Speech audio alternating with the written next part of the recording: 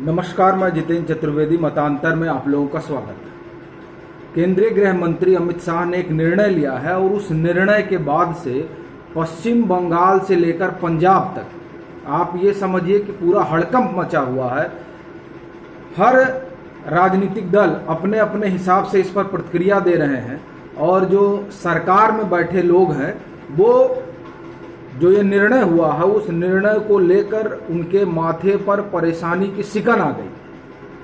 चरणजीत सिंह चन्नी का अपना अलग बयान आ रहा है, सुनील जाखड़ कुछ और बोल रहे हैं, कैप्टन का एक अपना अलग रुख है, अकाली अभी तक कोई बयान सामने आया नहीं है। उधर पश्चिम बंगाल में वहाँ के जो परिवहन मंत्री हैं उनका एक अपना अलग बयान है।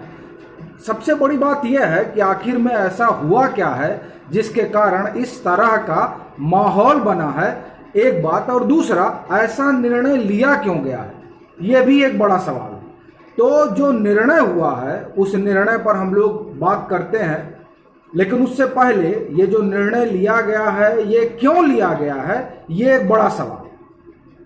और दरअसल उस सवाल का जवाब चरणजीत सिंह चन्नी भी जान रहे हैं और उसका जवाब कैप्टन भी जान रहे हैं, इसीलिए कैप्टन खुश हैं।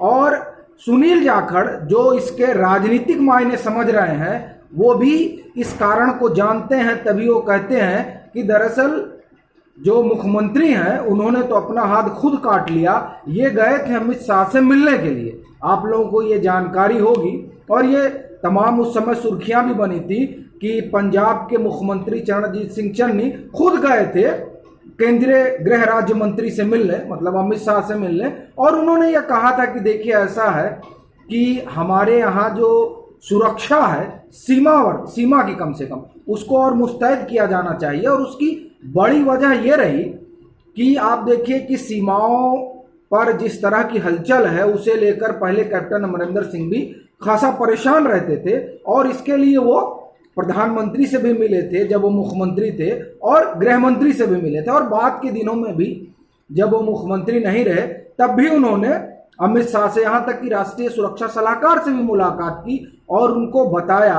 और उन्होंने मीडिया में भी बयान दिया था कि जिस तरीके से ड्रोन से वहाँ हथियार गिराए जा रहे हैं, वहाँ मतलब पंजाब में, और पंजाब के आप एक बार अखबार देखिए सरसरी तौर पर, तो वहाँ पर इस तरह की खबरें आम हैं कि ड्रोन से हथियार गिराए जा रहे हैं, ड्रोन से हथगोले लाए जा रहे हैं। मतलब ये स्थिति है पंजाब में कि सीमा पार से वहां पर हथियार आते हैं, मादक द्रव्यों की तस्करी होती है, इस तरह की तमाम चीजें जो है वो, चूंकि पंजाब का आप जानते हैं कि बड़ा हिस्सा जो है वो पाकिस्तान से उसकी सीमा लगती है, तो वहां से हथियार की तस्करी, मादक द्रव्यों की तस्करी, ये सब हो रही है। और इसकी वजह से पंजाब की जो सुरक्षा है वो खतरे में आ गई। इस कारण से कैप्टन भी चाहते थे और चरणजीत सिंह चन्नी भी इसीलिए मिलने गए थे कि उसकी सुरक्षा की कुछ पुख्ता व्यवस्था की जाए।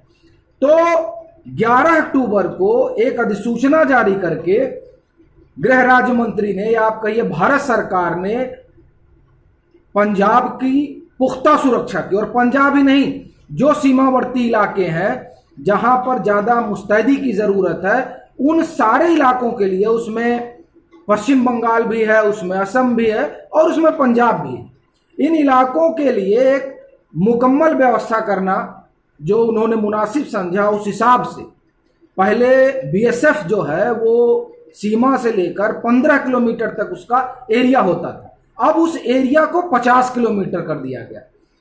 जो लोग पंजाब को जानते हैं वो इस बात को समझते हैं कि 50 किलोमीटर अंदर आने का मतलब हो गया कि 25,000 वर्ग किलोमीटर तक अब बीएसएफ का जो है वो टेरिटरी हो जाएगी और बीएसएफ वहां पर अपने हिसाब से काम करेगा।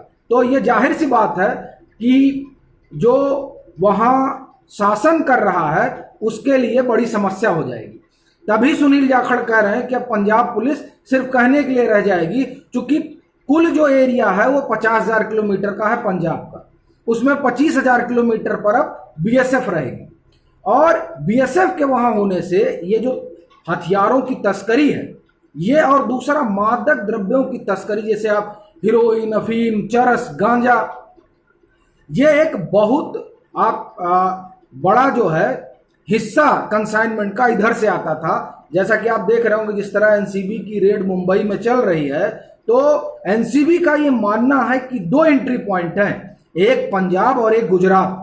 इन 2 जगहों से बड़ी मात्रा में हीरोइन, चरस, गांजा, अफीम ये सब आता है। आता कहां से है? पाकिस्तान से आता है। तो अब इन इलाकों में जब ये दूरियां 15 से 50 किलोमीटर हो गई है, तो अब यहां पर तस्करी सहज नहीं है, एक बात। दूसरी बात, जिस तरह से ड्रोन के जरिए हथियार गिराए जा रहे हैं और यहां पर पंजाब जो सीमावर्ती इलाका, वहां पर एक तरह से आप समझिए कि अभी 2-3 वहां पर जो घटनाएं हुई हैं, वो घटनाएं ये बताती हैं कि किस तरह से वहां पर पाकिस्तान की इंटेलिजेंस एजेंसी सक्रिय है ताकि उपद्रव वहां पर फैलाया जा सके। तो इस सब लिहाज से 50 किलोमीटर तक की अनुमति आप एक तरह से समझिए कि अब बीएसएफ के को दी गई। लेकिन इससे चरणजीत सिंह चन्नी कह रहे हैं कि संघवाद पर हमला है, जो फेडरलिज्म है, फेडरलिज्म पर हमला है। हालांकि कैप्टन खुश है। अकाली के एक बड़े नेता हैं और उन पर जो आप जिसे आप कहिए कि ड्रग्स की ट्रैफिकिंग का बड़ा भारी आरोप, और वो आरोप उनके ऊपर हमेशा से कांग्रेस, आम आदमी पार्टी ये लोग लगाते रहे। और ये माना जाता है कि उनके वो बड़े नेता हैं, उनकी आय का एक बड़ा साधन वो रहा। इसीलिए उस खेमे में पूरी तरह से सन्नाटा छाया हुआ। अब अगर बात हम पश्चिम बंगाल की करें, तो पश्चिम बंगाल की बात करने से पहले आपको 2-3 घटनाएं हम बताते हैं, फिर आप ये समझेंगे कि दरअसल ये जो निर्णय हुआ है, इस निर्णय के कारण पंजाब के साथ साथ पश्चिम बंगाल की जो सरकार है वहां इतनी हलचल क्यों है। 11 अक्टूबर का जो निर्णय है, उस निर्णय ने पश्चिम बंगाल को इस वजह से परेशान किया है क्योंकि वहां भी जो ये तस्करी है, ये ड्रग ट्रैफिकिंग है, और उसमें एक तस्करी गायों की भी बड़ी मात्रा में होती है सीमा पार बांग्लादेश में।